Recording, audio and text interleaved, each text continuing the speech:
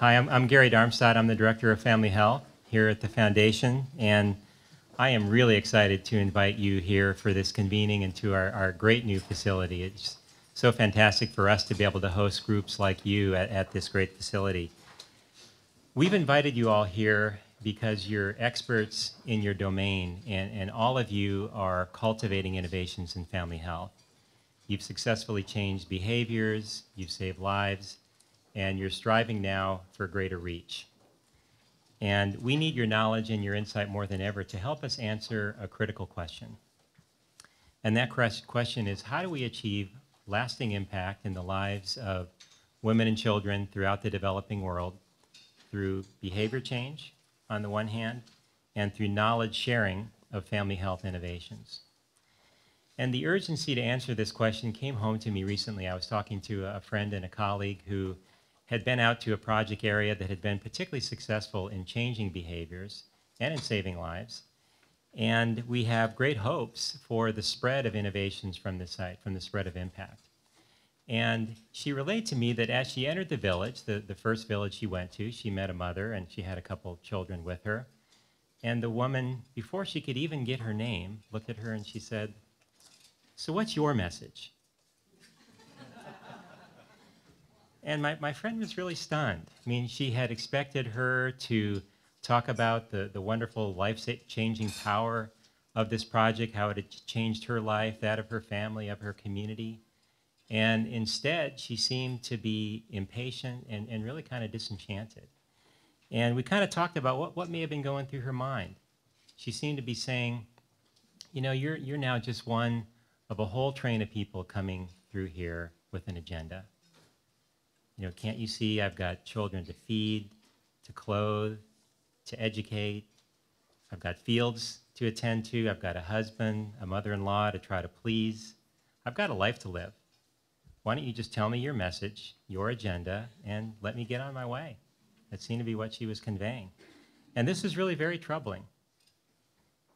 You know, we wondered, is this really promising project at risk of just becoming another tombstone in a graveyard of pilots? There are many of them out there.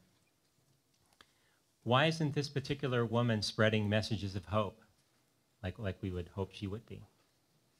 Or maybe she is, and we just don't even know it. You know, what is her form of Facebook or Twitter? I bet she's got one. Could we tap into that? Well, those are some of the questions that we want to consider. And as we're thinking about those, I want to share with you a brief video. This video depicts kangaroo mother care in Malawi. Kangaroo mother care is one of the most cost-effective interventions that we have, and particularly for saving the lives of preterm babies. You can hardly even call it an intervention. It's one of the most natural behaviors that a mother can have in holding her baby close. But yet, around the world, there is only one country where kangaroo mother care has gone to scale, and that's South Africa. It's in a few pockets in a few other countries like Malawi, as we'll see. But why is this? As we'll see, it's an incredibly hopeful intervention. And why is something that is so hopeful failing to go to scale? So let's roll the video.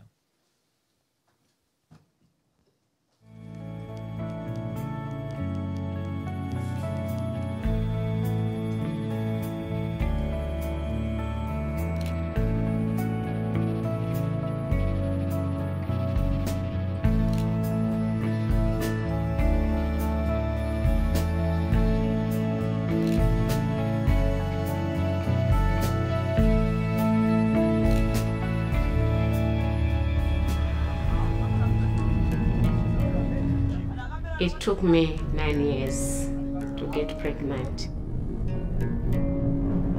I was 7 months pregnant. But all of a sudden, my blood pressure was just high. The doctors said the case was very serious. They decided to deliver through operation. The chances were just 50-50 to be alive or not.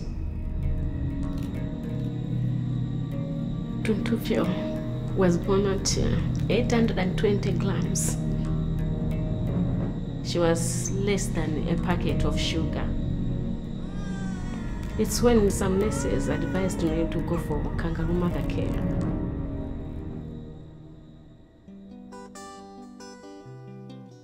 I went there. My child started growing. She was adding grams every day.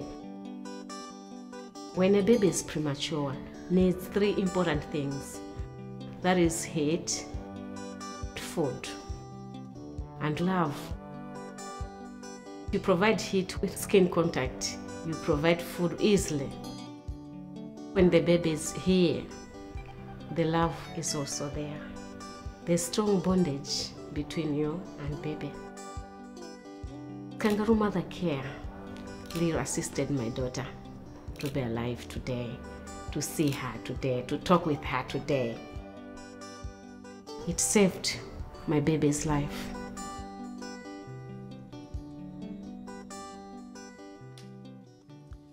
So we're here over the next couple of days to talk about, as a global community, how can we ensure that interventions or practices like kangaroo mother care reach the women and the children who need them the most around the world. We need your unique perspectives, your unlike minds, to come around this question of simultaneously achieving impact and scale. Now, we put together an agenda in front of you to give us plenty of opportunity to think about these questions and to discuss solutions to this. And we think that some of your great ideas may come in the middle of the night, 2 in the morning. Some of them may come while somebody else is speaking. And so we have set up a Twitter hashtag for you. We really hope that you'll use this. I hope you'll all pull out your cell phones and be punching away. And the hashtag is #ScaleImpact, all run together, #ScaleImpact. Now, one of the reasons that we're here is thanks to the inspiration of Melinda Gates, our foundation co-chair.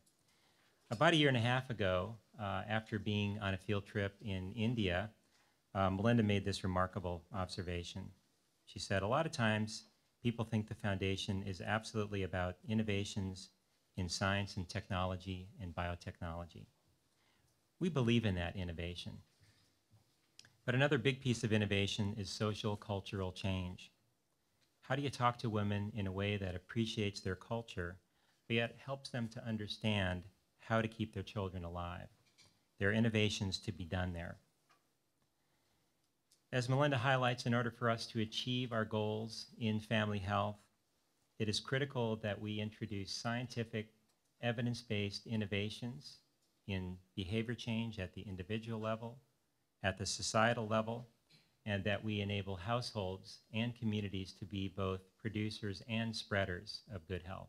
That's really why we're here.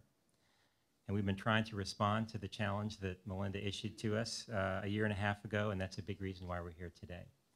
So with that, Melinda Gates will officially open the convening. Thank you.